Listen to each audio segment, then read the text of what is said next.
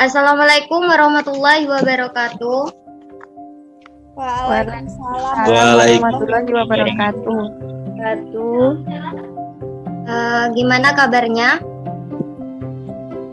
Baik, Bu. Baik, Bu. Baik, Bu. Udah masuk Zoom semua ini ya? Sudah, Bu. Baik, kalau sudah, tolong ketua kelas dipimpin doanya dulu. Baik, sebelum memulai kegiatan pada pagi hari ini, marilah kita berdoa menurut agama dan keyakinan masing-masing. Berdoa dimulai.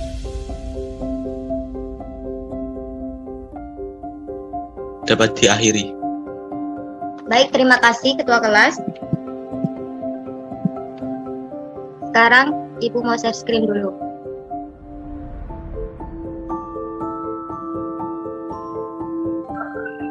Sudah terlihat? Sudah, Bu. Sudah, Bu. Sekarang kita akan mempelajari mengenai segmentasi pasar. Tujuan pembelajaran ini diharapkan peserta didik dapat memahami dan menganalisa segmentasi pasar. Nah, sebelum memasuki materi hari ini, Ibu mau tanya. Minggu kemarin kan kita membahas tentang pasar. Apa masih ada yang ingat apa itu pasar? Ayo. Ingat, Bu. Siapa ini? Ayun, Bu. Ingat, Bu. Ya, coba Ayun.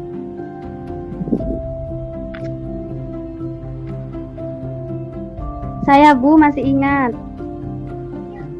Ya, Tentang coba. pasar, Bu. Ya, Pasar merupakan tempat bertemunya antara penjual dan pembeli dalam suatu tempat, bisa secara langsung atau tidak, untuk melakukan transaksi jual beli dan jasa. Itu, Bu. oh ya, bagus sekali. Terus kan itu pasar kan memiliki macam-macam nih ya. Yang pertama itu pasar berdasarkan cara transaksinya, yang kedua berdasarkan sifat dan waktu kegiatannya, terus berdasarkan bentuk kegiatannya, dan yang terakhir berdasarkan jenis barangnya. Nah, Ibu mau tanya Wahyu. Ya, Bu. Nah, menurut pasar berdasarkan cara transaksinya itu bagaimana? Pasar berdasarkan cara transaksinya ada dua, yaitu yang pertama pasar tradisional merupakan pasar di mana kegiatan penjual dan pembelinya dilakukan dalam bentuk eceran dalam waktu sementara atau tetap dengan tingkat pelayanan terbatas. Yang kedua, pasar modern adalah salah satu jenis pasar yang mana produknya bisa dijual dengan harga pas, sehingga di dalamnya tidak akan ada kegiatan tawar-menawar pada harga barang antara. Begitu, Bu. Terima kasih. Bagus sekali Wahyu, ternyata masih ingat ya. Baik Ibu, langsung. Apa itu sih segmentasi pasar? Nah, segmentasi pasar adalah suatu kegiatan yang membagi pasar ke dalam kelompok-kelompok pembeli yang berbeda berdasarkan pada perilaku, sifat, sikap, dan keadaan yang berbeda. Yang mungkin membedakan tersebut berdasarkan produk atau bauran yang berbeda. Nah, selanjutnya itu jenis-jenis segmentasi pasar. Ada 4. Yang pertama, segmentasi geografis. Yang kedua, segmentasi demografis. Yang ketiga, segmentasi psikografis. Dan yang keempat, segmentasi perilaku. Nah, segmentasi geografis ini yaitu pembagian pasar ke dalam beberapa bagian geografis seperti negara, wilayah, kota, dan desa. Daerah geografis yang dipandang potensial dan menguntungkan akan menjadi target operasi perusahaan. Contohnya itu pada perusahaan sampo di negara tropis. Beberapa merek sampo menggunakan bahan yang berbeda dengan di negara yang memiliki 4 iklim. Nah, karakter masyarakatnya itu di negara tropis itu biasanya memiliki kulit kepala yang berminyak dan rambut kering. Itu menjadi pertimbangan tertentu bagi perusahaan. Kemudian yang segmentasi demografis itu dibedakan berdasarkan usia, jenis kelamin, keluarga, pendidikan, dan penghasilan. Nah, contohnya itu penggunaan sampo bayi.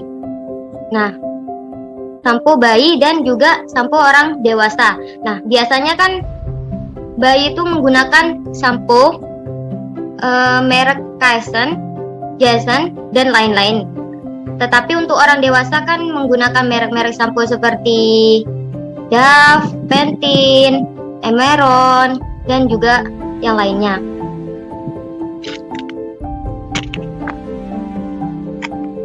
Kemudian, segmentasi perilaku. Segmentasi perilaku ini merupakan kegiatan pemasar adalah membagi pembeli menjadi beberapa kelompok berdasarkan pengetahuan, sikap, penggunaan, atau respon terhadap produk. Baik, biar lebih jelasnya lagi. Nah, ini Ibu beri contoh, kelihatan PPT-nya? Kelihatan, Bu. Ini contoh konkretnya segmentasi demografis. Ada sampo sweet salt, baby, dan ada juga sampo Pantene. Nah, sampo sweet salt ini kan dikhususkan untuk bayi, dan kalau yang Pantene ini untuk orang-orang dewasa. Nah, seperti itu.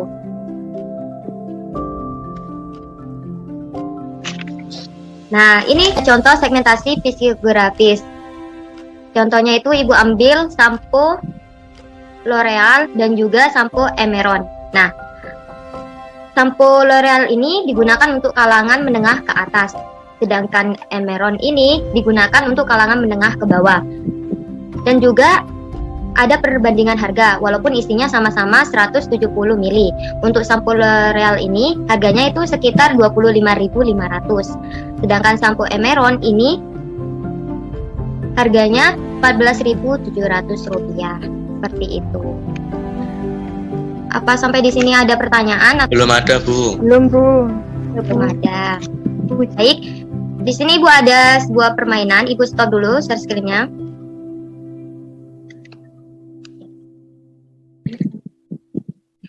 Di sini Ibu ada kuis ya. Ada 4 kartu berwarna. Bisa dilihat ya. Nah, di dalam kartu ini ada pertanyaan, kalian bisa menjawabnya atau melempar ke teman kalian. Dan masing-masing yang bisa menjawab pertanyaan ini, Ibu akan berikan nilai tambah atau nilai plus ya. Ibu tidak akan kasih tahu nilai tambahnya itu berapa, bisa 10, bisa 5, bisa semuanya. Ibu dan juga Ibu akan membebaskan kalian, maksudnya di sini itu membebaskan kalian bisa mencari sumber referensinya atau mencari sebuah jawaban di internet, tapi Ibu beri waktu hanya 2 menit cukup mungkin ya, atau 3 menit ya. Baik, sekarang Ibu tunjuk Sofia. Mau pilih yang mana?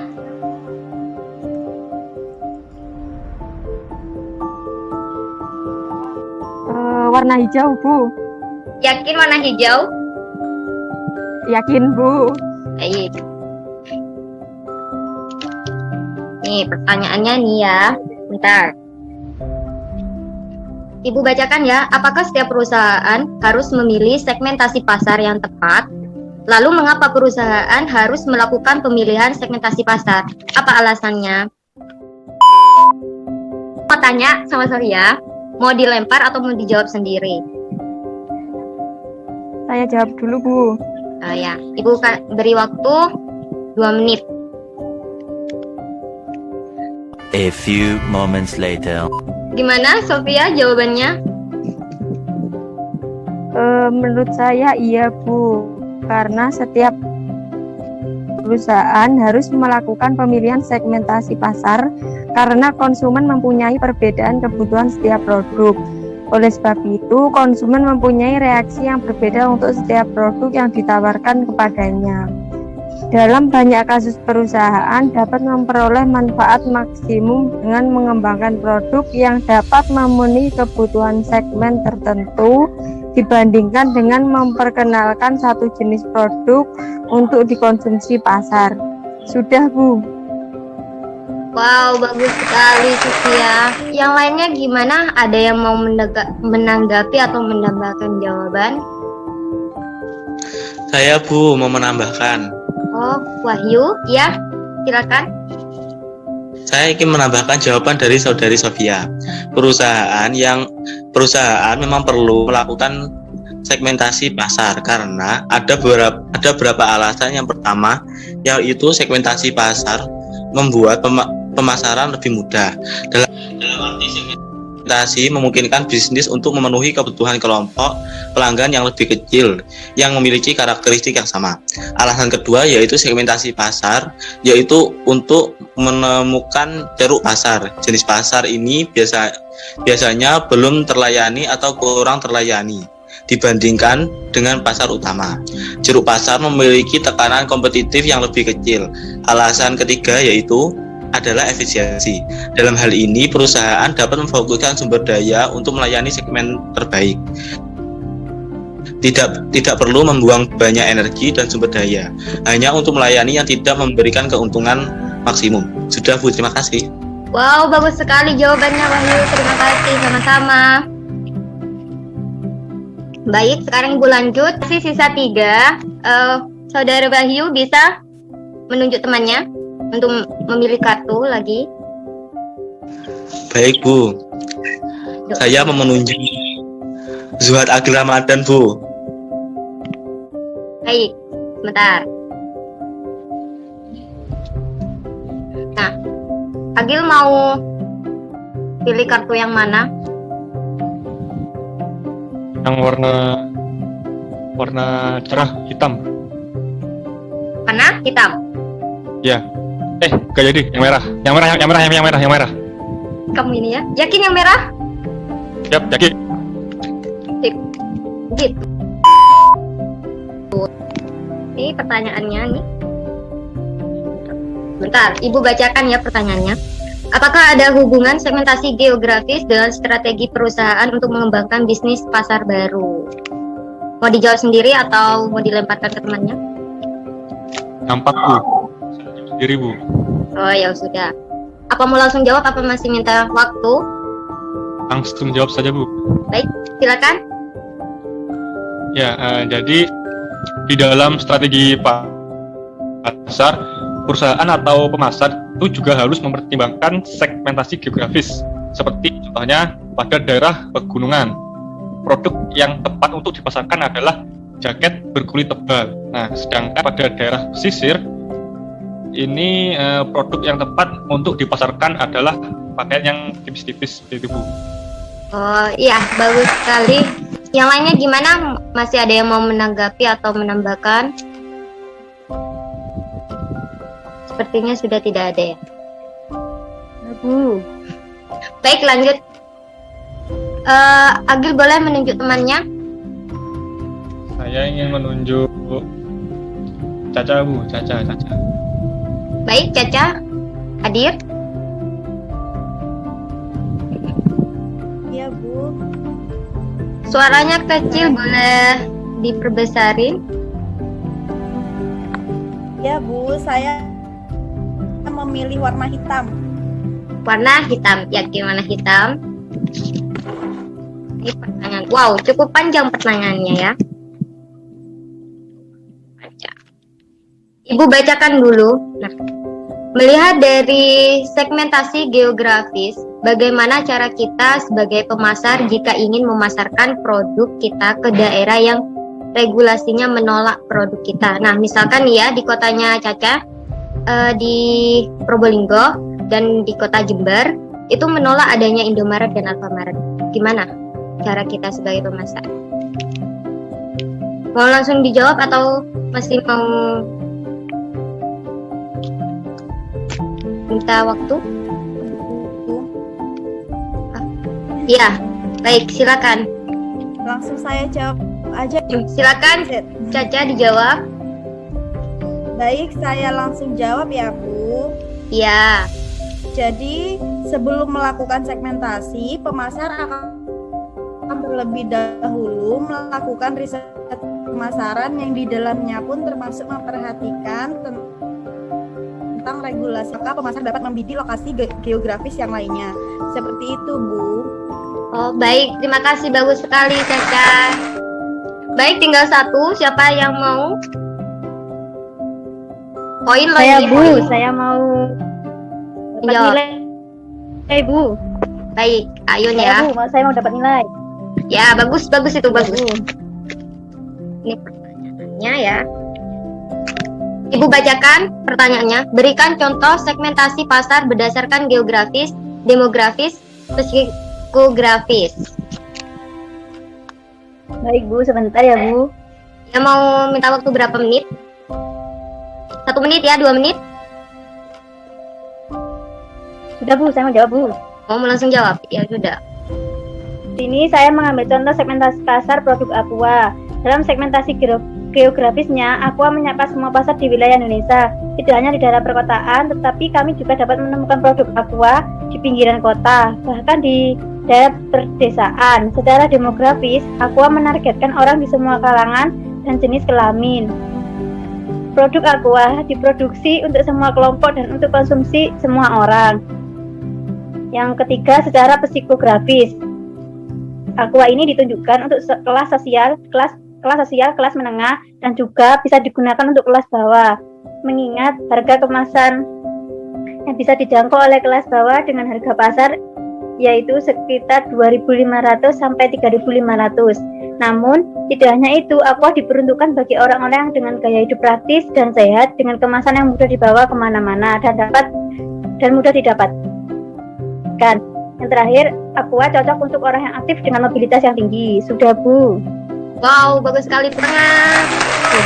Terima kasih ya. Selanjutnya yaitu kesimpulan. Segmentasi pasar adalah suatu kegiatan yang membagi pasar ke dalam kelompok-kelompok pembeli yang berbeda berdasarkan karakteristik ataupun perilaku dan keadaan yang berbeda di dalam suatu pasar tertentu. Ada 4 jenis segmentasi pasar, yaitu segmentasi geografis, segmentasi demografis, segmentasi psikografis, dan juga segmentasi perilaku yang tadi Ibu jelaskan sebelumnya. Maaf ya rame di rumah. Karena waktunya sudah hampir habis ya, Ibu akhiri saja sampai di sini. Jangan lupa untuk minggu depan pertemuan selanjutnya kalian pelajari ya materinya, nanti Ibu kirim di Google Classroom ya. Dan terima kasih semuanya sudah aktif. Ibu sangat senang sekali, pertahankan ya. Dan jangan lupa jaga kesehatan karena masih pandemi seperti ini ya. Baik, Ibu akhiri saja. Assalamualaikum warahmatullahi wabarakatuh. Ya Allah. Waalaikumsalam warahmatullahi wabarakatuh.